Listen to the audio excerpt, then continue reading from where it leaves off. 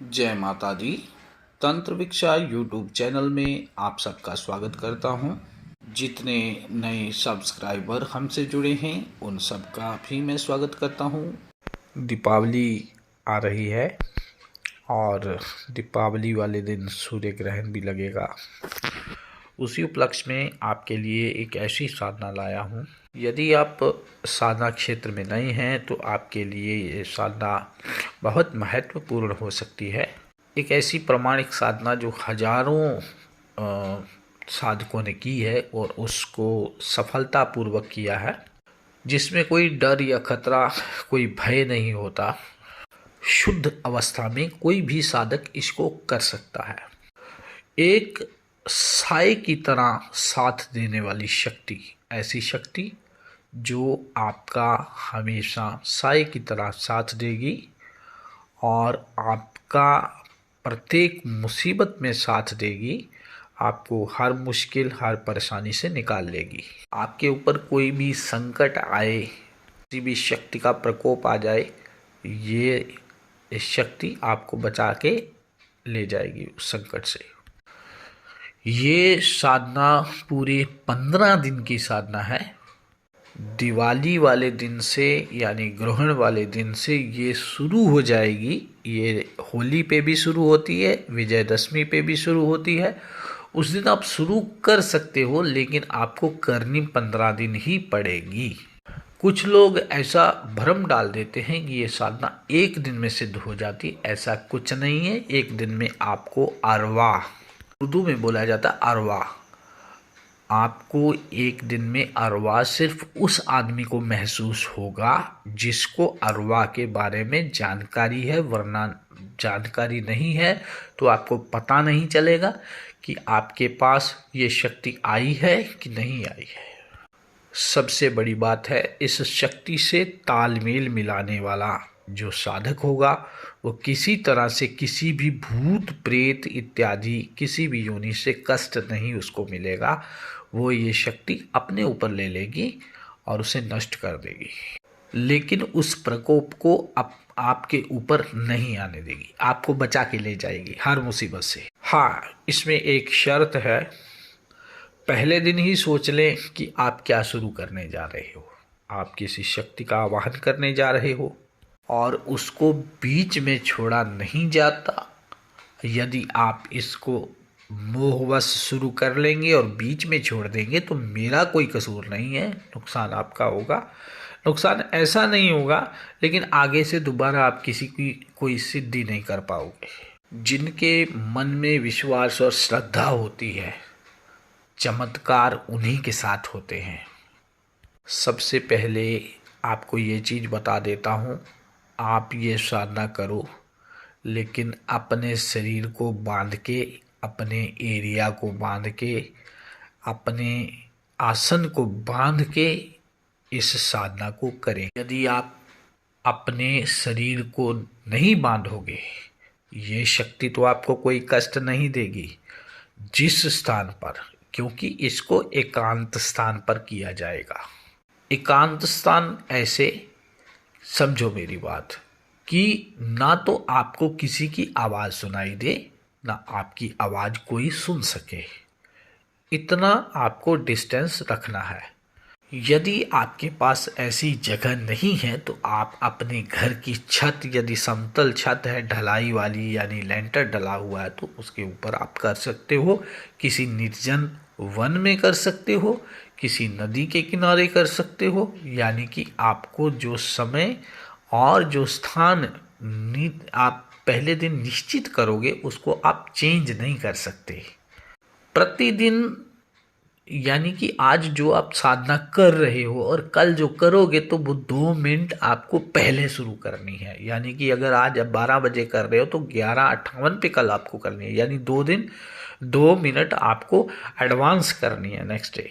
चलिए साधना की बात करते हैं। आप वस्त्र जो पहनेंगे वो बिना सिले हुए वाइट कलर का होगा। सिर्फ एक लुंगी लपेट लेनी है और एक अंगूछा रख लेना है। आसन आपका कोई सा भी रहेगा। दिशा आपकी पश्चिम अभिमुख आप रहोगे। माला आपकी सफ़ेद या काली हक्की की होगी, मैटर नहीं करती कौन से कलर की होगी। अब इसका भोग आपको बताता हूँ। इसका भोग क्या है? इसका भोग है हलवा, चमेली के फूल, चमेली की अगरबत्ती, चमेली की फूलों की माला, दखना यानी धुनी जो आपने चलानी है। आपको लकड़ी या कोयले की आग के ऊपर लोहबान सुलगाना है। वो लोहबान तब तक सुलगता रहेगा, प्रतिदिन जितनी देर आप जाप करोगे उतनी देर थोड़ा थोड़ा लोहबान आपको डालते रहना है। जाप करते समय आप एक सरसों के तेल का दिया लगाओगे। वो पूरे जाप काल के दौरान चलता रहना चाहिए, बुझना नहीं चाहिए। जैसे आप जाप करोगे तो जाप करते करते जब आपकी माला कंप्लीट हो जाए, प्रति माला के बाद जो हलवा आपने पहले बना के रखा उसमें से कुछ हलवा अग्नि के ऊपर डाल देना है, यानी दीपक के पास, उसकी लो के पास रख देना है। वही उसका भोग है। दूसरे से तीसरे दिन आपको अनुभव होने शुरू हो जाएंगे। तब भाई जिस साधक के दम होगा वो टिका रहेगा, जिसके स्टेमिना नहीं होगा वो नहीं टिक पाएगा। देखिए एक चीज़ बताता हूँ, पंगा सभी डाल लेते हैं, किसी भी शक्ति के साथ छेड़खानी कर लेते हैं और बाद में पछताते बहुत हैं। इसीलिए किसी भी साधना को तब करें जब आप मानसिक शारीरिक रूप से सक्षम हो। इन साधनाओं को तब कभी नहीं करना चाहिए जब आप शारीरिक या मानसिक रूप से तैयार ना हो। अब इसके कुछ विशेष फायदे मैं बताता हूँ। ये शक्ति अगर सही तरीके से सिद्ध कर लोगे, कोई रोगी होगा उसके ऊपर हवा होगी, कोई परदेश से आया होगा, अन्य गांव से आया होगा, आपको उसके रोग, ओपरी चक्कर और जो उसके ऊपर बवाल है कब तक रहेगा, हटेगा या नहीं, बवाल है या नहीं, कैसे हटेगा, ये सब आपको पता चल जाएगा और वैसा ही होगा।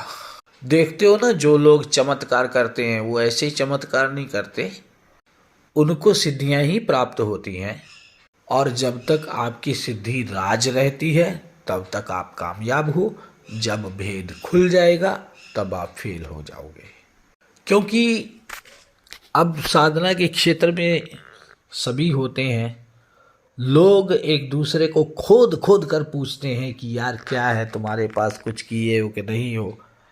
पहले यो लोग चुनौतीपूर्ण तरीके से पूछते हैं, जो चापलूस होते हैं वो इस तरीके से पूछते हैं, कुरेद कुरेद के निकालने की कोशिश करते हैं। कच्चा आदमी होगा वो बक देगा और फेल हो जाएगा, और जो थोड़ा समझदार रहेगा वो चुप हो जाएगा। क्योंकि याद रखना, भरा हुआ बर्तन कभी आवाज नहीं करता। रक्षा मंत्र आपको मंत्र के साथ ही मिल जाएगा, उस रक्षा मंत्र से अपने आप को सुरक्षित कर ले। और एक चीज़ और है, 15 दिन, जितने दिन साधना चलेगी आपको उतने दिन ब्रह्मचर्य का पालन करना ही पड़ेगा। ये शक्ति आपकी हमसाया बन के रहेगी, ये शक्ति कहीं भी जाने वाली नहीं है, बड़े सूक्ष्म तरीके से आपके साथ रहेगी। अगर कोई चाहेगा कि मैं इसको जान पाऊँ तो वो इसको जान नहीं पाएगा।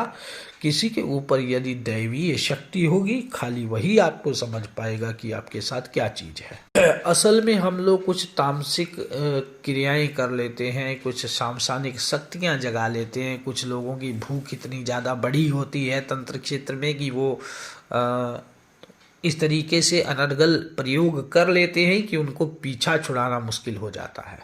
मैंने ऐसे कम से कम नहीं तो 50 आदमियों की जान जो है बचाई है, जो साधना में ऐसे घुस गए थे और सब जब मटिया मेट हो गया, जब मृत्यु के मुख में पहुंच गए, उनको बचाया है। इसीलिए कहता हूँ, वीर या पीर कोई भी शक्ति आप करो, उस शक्ति को सही तरीके से अपने साथ रखो। एक शक्ति अपने बैकअप में जरूर रखो जो आपको बचा सके। जिस शक्ति में की मैं बात कर रहा हूँ, इस शक्ति का नाम है बिरहना पीर। इस सिद्धि को करने से पहले अपने गुरु के सानिध्य में जाइए, उनसे मार्गदर्शन लीजिए, निर्देशन लीजिए, उनसे आज्ञा लीजिए, उनसे आशीर्वाद लीजिए, तब इस साधना को कीजिएगा। अकेला करने की कोशिश ना करें। दरअसल बात यह है कि दो आदमी की चाल रहती है। दो आदमी की चाल कैसे रहती है? आप आदमी हो, आपके पाँव हैं, ठीक। जब आपको चलना होगा तो आप कैसे चलोगे? क्या दोनों पाँव उठा के एक ही बार में दोनों पाँव उठा लेते हो? नहीं, एक पाँव जमीन पे रहेगा, दूसरा पाँव आगे बढ़ेगा। इसीलिए चेला आगे बढ़ता है, गुरु पीछे रहता है। ये रूल है, हमेशा यही रूल चलता आया है। गुरु अपनी कमियां चेले में कभी आने नहीं देता। गुरु चेले को ऐसा बनाता है कि चेले में कमी ना रहे कोई।